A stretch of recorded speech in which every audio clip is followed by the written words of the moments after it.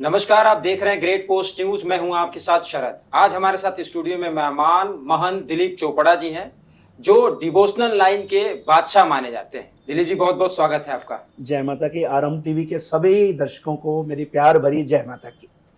दिलीप जी, आप पेशे से सिंगर हैं, फिर ये महंत कहाँ से लगा आप में? उपाधि मुझे 1 वर्ष पूर्व दी गई है मेरे गुरु महाराज आदरणीय परम पूजनीय महंत श्री वेद प्रकाशानंद जी घराना भद्रकाली से, जिन्होंने मुझे बड़े ही प्रयास से मुझे महंत की उपाधि दी ताकि मैं आगे इस धर्म को, इस पंथ को आगे बढ़ा सकूं। आपने अपने जीवन में गाने की जो शुरुआत की थी वो आप 4-5 साल के थे, तब से आपने इस लाइन की शुरुआत की थी। जी जी। अभी आपको लगभग 55 साल के करीब हो गए हैं सिंगिंग लाइन में। तो ये पूरा जो जर्नी रही है, इस जर्नी का थोड़ा सा आप कंक्लूजन हमें बताएं। ऐसा था कि हमारे घर में सभी, हमारे पिताजी, हमारे चाचा जी, ये सभी भजन गायक थे। हमारे घर के समीप एक मंदिर था, हनुमान मंदिर, गीता कॉलोनी में। तो उस मंदिर में हम लोग हर मंगलवार को कीर्तन में जाया करते थे, भजन में जाया करते थे। तो वहाँ जाते जाते कुछ घर का वातावरण ऐसा था भक्ति में, और ऊपर से साथ में हर मंगलवार को ऐसे कीर्तन में, भजन में जाकर शामिल होना, तो ये कुदरती फिर एक लगन सी लग जाती है। तब से ऐसी लगन लगी और मुझे मेरे गुरु महाराज भी वहीं पर मिले, महंत श्री वेद प्रकाशानंद जी, तो जिन्होंने बहुत मेहनत से मुझे, मेरी उस वक्त बाँह पकड़ी और मुझे अपने घर ले गए। तब से उन्होंने संगीत की शिक्षा देनी मुझे आरंभ कर दी, और जिसका प्रयास ये हुआ कि हम आज उनके ही देन से, उनके ही प्रयास से आज जागरण मार्ग में जो भी उपाधि मिली है, सब मेरे गुरु महाराज, मेरे माता पिता की कृपा और माता रानी की असीम कृपा का कहिए प्रयास है। आपके परिवार में आपके पिताजी के पिताजी सिंगिंग लाइन से जुड़े हुए हैं, बिल्कुल। आप भी इस लाइन में हैं। तो कभी जीवन में ऐसा मोमेंट आया जहाँ पे आपको लगा हो कि सिंगिंग छोड़ के कुछ और भी कर सकते था मैं? ऐसा कभी हुआ ही नहीं, क्योंकि हम लोग शुरू से ही भक्ति में, भावना में हम लोग चले आ रहे थे। तो शुरू से ही लगन, कुछ आप ये समझ लीजिए कि हमारे ब्लड में, हमारे खून में ऐसा कुछ था, तो हमारा कहीं और ध्यान गए नहीं, सिर्फ भक्ति। मैं जब तकरीबन 8 वर्ष का था तो हमारे मंदिर में ही एक जन्माष्टमी पे कृष्ण लीला हुआ करती थी। तो मुझे वहाँ उन्होंने कृष्ण का स्वरूप बनाकर वहाँ बिठा दिया गया, और मैंने 8 साल वो कृष्ण लीला खेली। उसमें कुछ पंजाबी तत्व भी था, कुछ ब्रिजवासी भी तत्व होता था, और कुछ हिंदी भी। तो ऐसे 8 वर्ष हम लोगों ने कृष्ण लीला खेली, तो लगन और बढ़ गई। और इस लगन की वजह से ही फिर मेरे गुरु महाराज ने मुझ पर बहुत मेहनत की, हमने भी बहुत मेहनत की। तो आज उसी का प्रयास है कि जागरण लाइन में बहुत अच्छा माता रानी ने हमें मुकाम दे रखा है। ये सब माता रानी की असीम कृपा है। हमारे दर्शकों को आप महंत की जो परिभाषा है आपके लाइन में, वो थोड़ा सा विस्तार से बताएं। महंत का जो सही मायने में अगर वर्णन किया जाए, मैं का अंत करना। अगर हम अपनी मैं का अंत कर देते हैं तो एक महंत बन जाता ही है। तो अर्थ हुआ शाब्दिक रूप से। लेकिन हमारे जागरण पंथ में हमारे गुरु महाराज जब देखते हैं कि इसको मैंने शिक्षा दे दी है और ये संगीत से, भक्ति से, हर तरह से माता रानी का गुणगान करने के लायक है, तभी हमारे को ये उपाधि प्रदान की जाती है। मैं जब गुरु धारण किया था तब मैं तकरीबन 18 साल का था, लेकिन महंत की उपाधि मुझे तकरीबन 50 साल बाद मिली। तो तब तक मेरे गुरु महाराज ने मुझ पर बहुत मेहनत की, हम लोगों ने बड़ी मेहनत की, प्रयास किया, जगह जगह जाकर भजन किए, और इसका परिणाम ये हुआ कि स्वतः ही गुरु जी ने कहा अब आपको महंत की एक उपाधि धारण कर लेनी चाहिए, क्योंकि उनकी भी अवस्था थोड़ी वृद्धावस्था हो चली थी। एक सवाल आ रहा है कि आपने 55 साल का जीवन अपने गाने में जी जी जी। उसके बाद भक्ति गाना आप खुद ही गाते हैं जी। तो एक भक्ति गाना खुद ही अपने में एक आनंद है। हाँ जी, हाँ जी। उसके बाद ये महंत की पदवी जी, ये इसको आप सही ठहराते हैं कि ये सही है या होना जरूरी है? ये क्यों आया?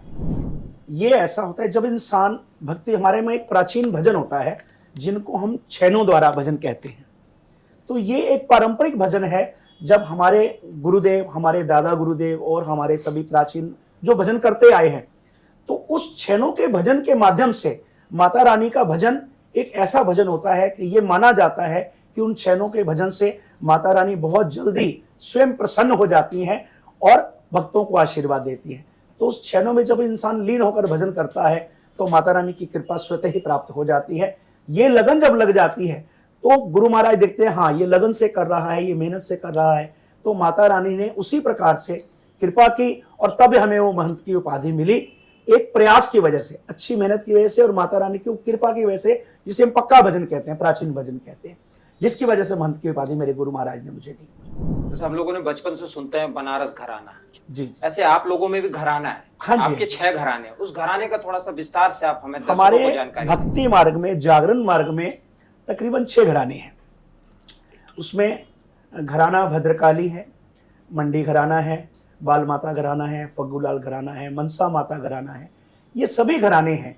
तो हर किसी महंत ने, हर गुरु ने अपने अपने हिसाब से, जैसे उनके गुरुओं ने बताया उसी हिसाब से उन्होंने अपना अपना घराना बनाया। अब ये प्राचीन गुरुओं ने बनाया, इस बारे में जैसे हमारे गुरु महाराज हमें पता है जी हमारे भद्रकाली घराने से हैं, तो हमने उस घराने को अच्छा लगा। ये हमें बाद में पता लगा कि हमारे गुरु महाराज भद्रकाली घराने से हैं। पहले हमें गुरु महाराज मिले, अच्छा लगा, फिर उन्होंने बताया बेटा आप जिस घराने से हैं वो आपका भद्रकाली घराना है। सभी घराने बहुत अच्छे हैं और सभी पूजनीय हैं। तो इस प्रकार हमें पता लगा, तो ऐसे और घरानों का भी पता लगा हमारे को बारी बारी से। तो हर किसी का, कोई हिमाचल से है, कोई पीछे पाकिस्तान से चले आ रहे हैं। तो ये हमारे गुरुओं की प्रति जो है एक ऐसी समर्पण भावना अपने अपने गुरुओं के लिए बनी हुई है। तो हमारे घर गुरु महाराज महंत श्री वेद प्रकाश आनंद जी घराना भद्रकाली से थे। तब हमें पता लगा, फिर हम इस घराने में शामिल हुए। आपके पूर्वज जो थे वो पाकिस्तान में थे, बंटवारे के बाद आप लोग भारत आए। जी जी। और भारत की राजधानी दिल्ली में आपने अपने आशियाने को बढ़ाया। जी। तो आप जब अभी बचपन की उम्र में जब आप बड़े हो रहे थे, तो उस समय कुछ आपको वहाँ की कहानियां घर के द्वारा बताई गई है जो आपको अभी याद हो कुछ? नहीं, ये जो पाकिस्तान का तो हमारे पूर्वज थे, हमारे दादा परदादा गुरु से। लेकिन जो भक्ति मार्ग में है हमारे गुरु महाराज आदरणीय महंत वेद प्रकाश आनंद जी, तो इनका जो इन्होंने हमें बताया कि ऐसे ऐसे हमारे गुरु जो थे पाकिस्तान में भी थे और हिमाचल में जितने भी वैष्णो देवी है, साथ में और भी जम्मू में हमारे काफ़ी बड़े गुरु महाराज सब वहाँ रहे हैं। तो वहाँ से हमें पता चला। फिर जैसे जैसे हमने इनको भजन करते देखा, वैसे वैसे हमने उस भजन में ध्यान दिया और ये प्राचीन भजन हमारे सभी प्रकार से आगे बढ़ने लग गया। अभी तक आपने कितने गानों को गाया होगा? मुझे गाते हुए तकरीबन 50 वर्ष से ऊपर का अनुभव हो चुका है और मेरी जो मुख्य लगन जो था वो प्राचीन भजन में ज्यादा था। आप प्राचीन भजन का अपना सबसे फेवरेट गाना हमारे हाँ, दर्शकों मेरे गुरु महाराज ने बहुत अच्छा एक भजन, प्राचीन भजन, मुझे वैसे तो उन्होंने अनेकों भजन सिखाए हैं, लेकिन मेरा एक प्रिय भजन है जो मेरे गुरु महाराज ने छैनों द्वारा मैंने सीखा और उन्होंने मुझे बताया था। तो उस भजन की मैं आपको 2 लाइनें जरूर सुनाऊंगा। माँ भवानी मेरे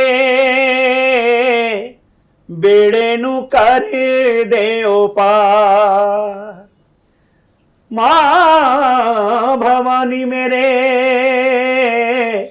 बेड़े नु कर दे ओ पार, दो कर जोड़ में शरण तेरी आया, दो कर जोड़ में शरण तेरी आया, मेरी अर्ज मनो एक बार रानी मेरे बेड़े नु कर दे ओ पार, माँ भवानी मेरे बेड़े नु कर दे ओ पार। आप हिंदी और पंजाबी गाने के अलावा और कौन कौन किस गाने लैंग्वेज में आप गाने? हाँ, हमारी एक वैसे तो मुख्यतः 2 ही भाषाओं में ज्यादातर गाए हैं, लेकिन मुझे हरियाणवी भाषा में भी गाने का कभी कभी सौभाग्य प्राप्त हुआ है। हरियाणवी तो भाषा हम लोग एक गाना। हाँ, हरियाणवी भाषा में तो हम लोग गाते रहते हैं। अरे सखीरी मा तो ओढ़ चुनरिया, अरे जाऊंगी मेड़े में, अरे सखीरी में तो ओढ़ चुनरिया, अरे जाऊंगी मेड़े में, जाऊंगी मेड़े में, जाऊंगी मेड़े में, अरे सखीरी मारो मन ना लागे, ओ सखीरी मारो मन ना लागे, घर के जमेड़े में, सखीरी में तो ओढ़ चुनरिया, अरे जाऊंगी मेड़े में। अब देश की राजधानी दिल्ली में रहते हैं जी, और दिल्ली की राजनीति बड़ी डमाडोल स्थिति में चल रही है, इसको आप किससे देखते हैं? डामाडोल स्थिति तो है, लेकिन मुझे इस बात का बहुत प्रसन्नता भी होती है, खुशी भी होती है कि हर तरफ हमारा हिंदुत्व जाग रहा है और हमारी जो मुख्य आस्था है वो हिंदू धर्म में है।